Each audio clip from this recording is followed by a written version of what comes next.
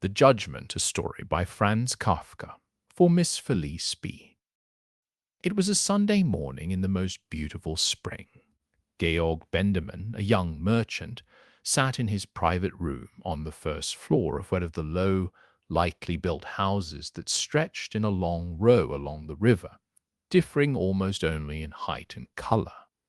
He had just finished a letter to a childhood friend abroad, sealed it with playful slowness, and then, leaning his elbow on the desk, looked out the window at the river, the bridge, and the hills on the other bank with their faint green. He thought about how this friend, dissatisfied with his progress at home, had practically fled to Russia years ago. Now he ran a business in Petersburg which had started very well but had seemed to stagnate for a long time, as the friend complained during his increasingly rare visits. So he toiled away uselessly in a foreign land, his exotic full beard barely concealing the face well known since childhood, whose yellow skin tone seemed to indicate a developing illness. As he recounted, he had no real connection with the colony of his compatriots there and almost no social interaction with local families, thus settling into permanent bachelorhood. What could write to such a man who had clearly gone astray, whom Mont could pity but not help? Should hap advise him to come home again, to relocate his existence here, to renew well the old friendly relationships for which there was no obstacle, and otherwise to trust in the help of his friends? But that meant nothing less than telling him, the more gently, the more hurtful, that his previous attempts had failed, that he should finally abandon them, that he should return and allow himself to be stared at with wide eyes by everyone as someone who had returned for good, that only his friends understood anything, and that he was an old child who simply had to follow his successful friends who had stayed at home. And was it then even certain that all the trouble would have to inflict upon him would serve a purpose? Perhaps it wouldn't even succeed in bringing him home at all. Himself said that he no longer understood conditions at home, and so he would then remain in his foreign land despite everything, embittered by the advice and even more alienated from his friend. But if he really followed the advice and was here, not intentionally of course, but by the facts, crushed, unable to find his way with his friends or without them, suffering from shame, now truly having no home and no friends anymore, wasn't it much better for him to remain in the foreign land as he was? Could one, under such circumstances, really expect him to succeed here?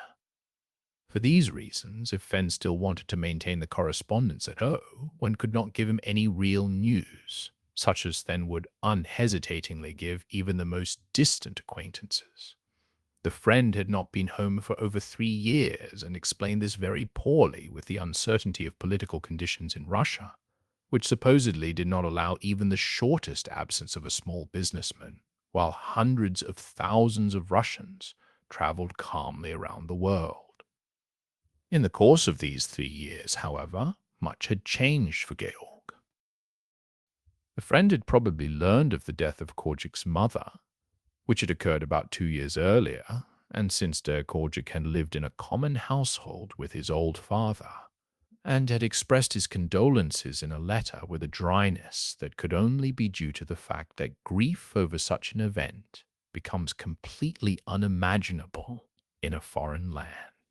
Since that time, however, Korczak, like everything else, had tackled his business with greater determination. Perhaps during his mother's lifetime, his father, by insisting on his own views in business, had hindered him from real independent activity. Perhaps since his mother's death, though still working in the business, his father had become more reserved, perhaps which was even very likely. Fortunate coincidences played a far more important role. In any case, the business had developed quite unexpectedly in these 2 years. The staff had had to be doubled, turnover had quintupled, and further progress was undoubtedly imminent. But his friend had no idea of this change. Formally, perhaps for the last time in that letter of condolence, he had tried to persuade Korczak to emigrate to Russia and had expatiated on the prospects that existed for Korczak's line of business in Petersburg. The figures were negligible compared to the scale Korczak's business had now reached. But George had had no desire to write to his friend about his business successes, and if he had done so now retrospectively, it would indeed have seemed strange. So George confined himself to writing to his friend only about insignificant incidents, such as accumulate in his memory in no particular order, when reflects on a quiet Sunday. He wanted nothing more than to leave undisturbed the image of his hometown that his friend had probably formed in the long interim, and with which he had come to terms. Thus it happened that George announced the engagement of an indifferent person to an equally indifferent girl 3 times in letters quite far apart, until, quite against George's intention, his friend began to take an interest in this peculiarity. But Georg much preferred writing such thing to him than admitting that he himself had become engaged a month ago to a Fräulein Frieda Brandefeld, a girl from a wealthy family. He often spoke with his fiancée about this friend and the special correspondence relationship he had with him. "He won't even come to our wedding," she said, "and I have the right to get to know all your friends."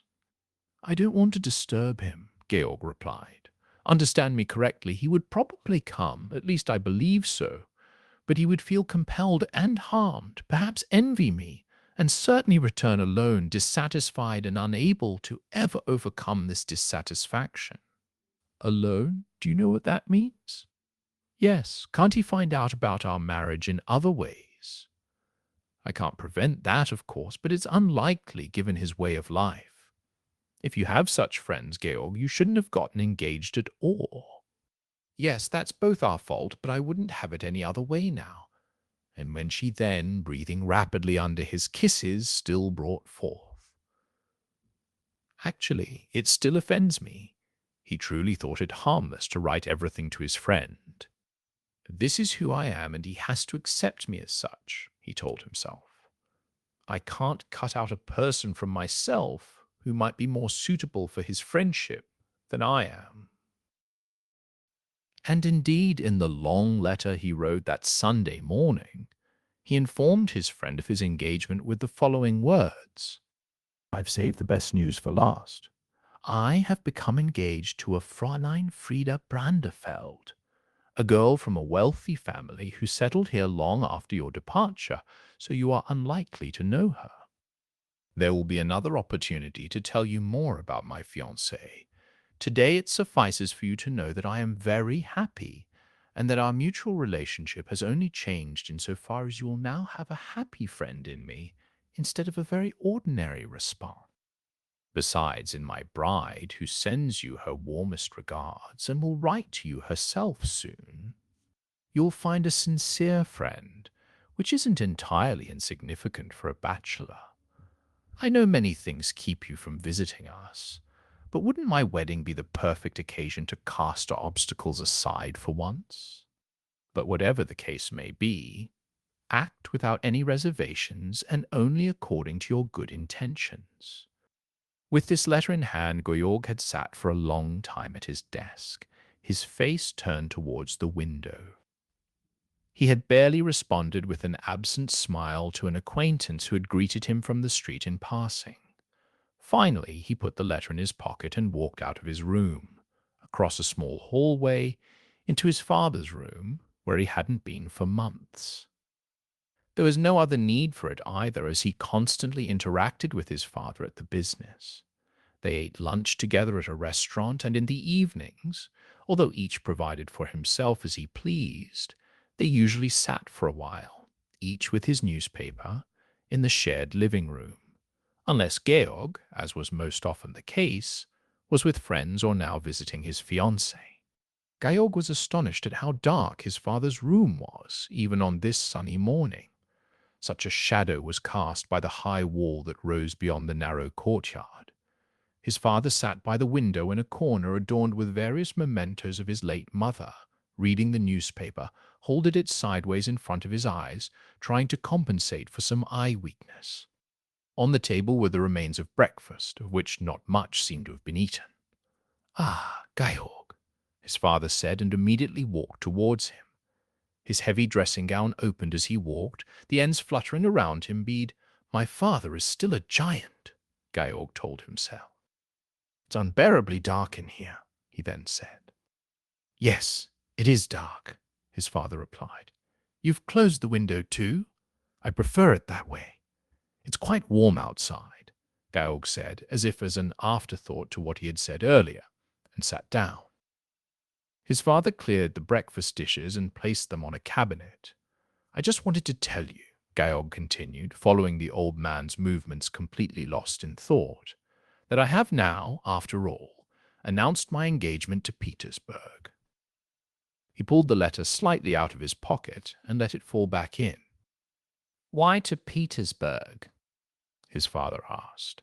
To my friend, of course, Georg said, seeking his father's eyes.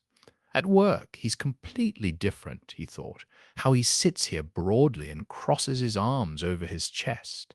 Yes, to your friend, his father said with emphasis. You know, father, that I initially wanted to keep my engagement a secret from him, out of consideration, for no other reason. You know yourself he's a difficult person. I told myself, he might hear about my engagement from another source, though that's hardly likely given his solitary lifestyle. I can't prevent that. But he shouldn't hear it from me. And now you've changed your mind again? His father asked, placing the large newspaper on the window-sill and his glasses on the newspaper, covering them with his hand. Yes, now I've changed my mind again. If he's my good friend, I told myself, then my happy engagement is also a happiness for him. And that's why I no longer hesitated to announce it to him. Before I mailed the letter, however, I wanted to tell you. Georg, his father said, drawing his toothless mouth wide, listen for a moment. You came to me about this matter to consult with me. That undoubtedly honors you. But it's nothing, it's worse than nothing if you don't tell me the full truth now. I don't want to stir up things that don't belong here. Since the death of our dear mother, certain unpleasant things have happened. Perhaps the time will come for them too, and perhaps it will come sooner than we think. Many things escape me at work. Perhaps they are not hidden from me. I won't even assume now that they are hidden from me. I am no longer strong enough. My memory is failing. I no longer have an eye for the many things. That is, firstly, the course of nature, and secondly, the death of our dear mother has affected me much more than you.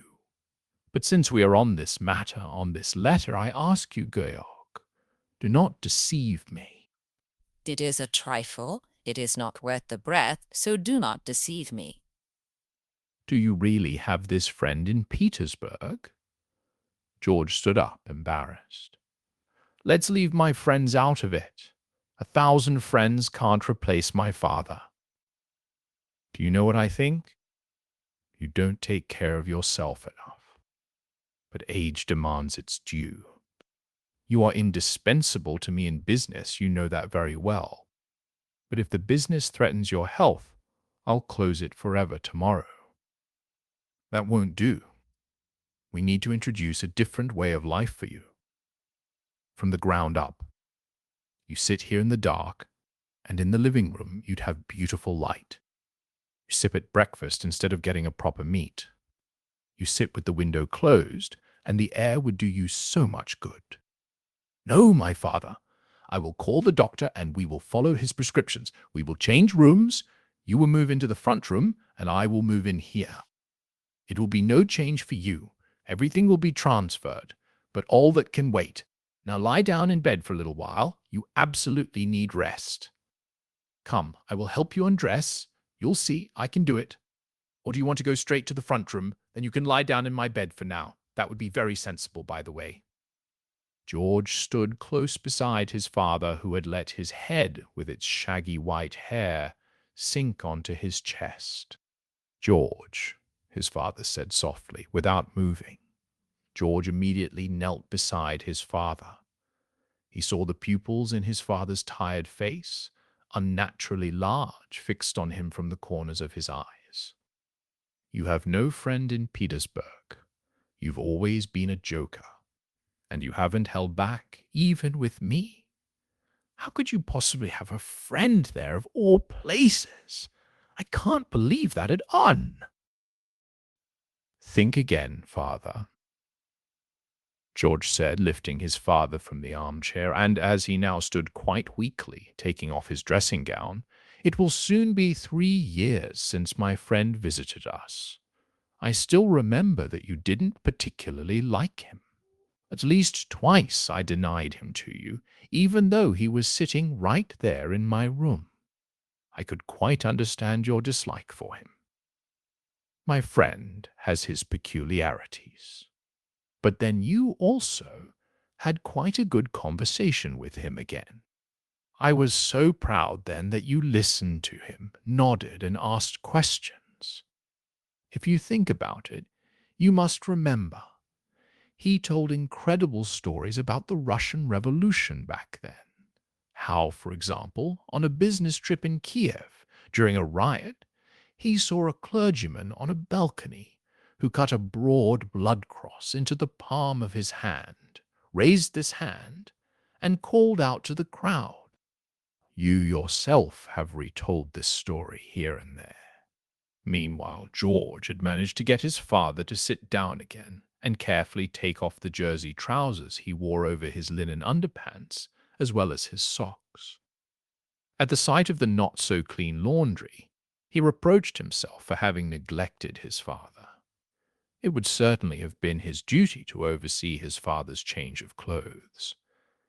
He had not yet explicitly discussed with his fiancée how they would arrange his father's future, as they had tacitly assumed that his father would remain alone in the old apartment. But now he quickly and decisively resolved to take his father into his future household. It almost seemed, if Fun looked more closely, that the care that was to be provided to his father there might come too late. He carried his father to bed in his arms. He had a terrible feeling when, during the few steps to the bed, he noticed that his father was playing with his watch chain on his chest. He couldn't immediately put him to bed. He held on to that watch chain so tightly. But as soon as he was in bed, everything seemed fine. He covered himself and then pulled the duvet especially far over his shoulder. He looked up at George, not unkindly. You remember him, don't you? Asked Georg, nodding encouragingly at him. Am I well covered now? Asked the father, as if he couldn't check if his feet were adequately covered. So you're comfortable in bed, said Georg, adjusting the covers better around him. Am I well covered? Asked the father again, seemingly paying special attention to the answer. Just be quiet, you're well covered. No, cried the father, his answer colliding with the question, throwing back the blanket with such force that it unfurled completely in the air for a moment and stood upright in bed. He held done hand lightly to the ceiling. You wanted to cover me, I know that, my little rascal. But I'm not covered yet. And even if it's my last bit of strength, it's enough for you, too much for you. I know your friend well. He would be a son after my own heart. That's why you've been deceiving him all these years. Why else? Do you think I haven't cried for him? That's why you lock yourself in your office. No one is to disturb. The boss is busy just so you can write your fake letters to Russia. But fortunately, no one needs to teach a father to see through his son. Just as you thought you had him beaten, so beaten that you could sit on him with your rear and he wouldn't stir, that's when my lord's son decided to get married. Georg looked up at the terrifying image of his father. The Petersburg friend, whom his father suddenly knew so well, gripped him as never before. He saw him lost in vast Russia. He saw him at the door of the empty, ransacked shop. He stood barely amidst the wreckage of the shelves, the shredded goods, the falling gas fixtures. Why did he have to go so far away? But look at me, cried the father, and Gog, almost distracted, ran to the bed to grasp everything, but stopped halfway. Because she lifted her skirts, the father began to warble. Because she lifted her skirts like that, the disgusting goose. And to demonstrate, he lifted his shirt so high that could see the scar from his war years on his thigh. Because she lifted her skirts like this and this and this, you went after her. And so that you could satisfy yourself with her undisturbed, you desecrated our mother's memory, betrayed your friend, and put your father to bed so he couldn't move. But can he move or not? And he stood completely free and kicked his legs. He beamed with insight. Georg stood in a corner, as far as possible from his father. A long time ago he had firmly resolved to observe everything with absolute precision, so that he couldn't be surprised in any roundabout way, from behind, from above. Now he remembered the long-forgotten resolution again, and forgot it, like pulling a short thread through a needle's eye. But the friend is not betrayed after Eid, cried the father, and his wagging index finger affirmed it. I was his representative here, comedian. Georg couldn't help but exclaim, immediately realizing the damage, and biting. Too late bead his eyes frozen bead into his tongue, so that he crumpled in pain. Yes, of course I played comedy. Comedy, good word. What other comfort remained for the old widowed father? Tell me, P, and for the moment of your answer, still be my living son, as what was left for me, in my back room, pursued by unfaithful staff, old to the bone? And my son went through the world in triumph, closed deals I had prepared, tumbled with pleasure, and walked away from his father with the closed face of an honorable man. Do you think I didn't love you, I from whom you came? Now he'll lean forward, Georg thought, if he fell and shattered. This word hissed through his head. The father leaned forward, but did not fall. Since Georg did not approach, as he had expected, he rose again. Stay where you are. I don't need you. You think you still have the strength to come here and are only holding back because you want to. Don't be mistaken. I am still much stronger. Alone, I might have had to retreat, but like this, Mother has given me her strength. With your friend, I have wonderfully allied myself. Your customers I have here in my pocket. He even has pockets in his shirt. Georg said to himself, believing he could make him impossible in the whole world with this remark. He only thought that for a moment, for he kept forgetting everything. Just link arms with your bride and come towards me. I'll sweep her away from your side. You don't know how. Georg made grimaces as if he didn't believe it. His father merely nodded, asserting the truth of what he said, towards Georg's corner. How you entertained me today when you came and asked if you should write to your friend about the engagement. He knows everything, you foolish boy. He knows everything. I wrote to him because you forgot to take away my writing materials. That's why he hasn't come for years. He knows everything 100 times better than you yourself. He crumples your letters unread in his left hand, while in his right he holds my letters to read. He swung his arm over his head in excitement. He knows everything 1,000 times better, he cried. 10,000 times, said Georg, to mock his father. But even in his mouth, the word took on a deadly serious tone. For years I've been waiting for you to come with this question. Do you think anything else concerns me? Do you think I read newspapers? There. And he threw Georg a newspaper sheet, which had somehow been carried into the bed. An old newspaper, with a name Georg no longer recognized. How long you hesitated before you matured! Mother had to die. She couldn't experience the day of joy. The friend is perishing in his Russia. 3 years ago he was already yellow and ready to be thrown away, and you see how I am. You have eyes for that, don't you? So you were lying in wait for me, cried Georg, Pityingly, his father said casually, "You probably wanted to say that earlier. Now it doesn't fit at all." And louder, "Now you know what else existed besides you.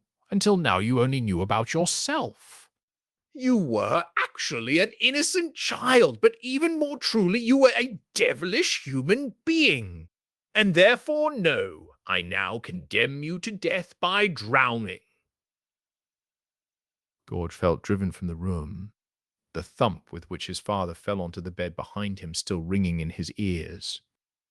On the stairs, whose steps he rushed down as if on a sloping surface, he surprised his maid, who was about to go up to tidy the apartment after the night.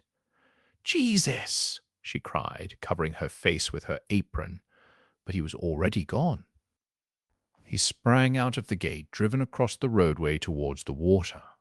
Already he held fast to the railing, like a hungry man to food. He swung himself over, like the excellent gymnast he had been in his youth, to the pride of his parents. He still held on with weakening hands, spotted an omnibus between the railing bars that would easily drown out his fall, called out softly, "Dear parents, I have always loved you," and let himself fall. At that moment, an almost infinite traffic passed over the bridge.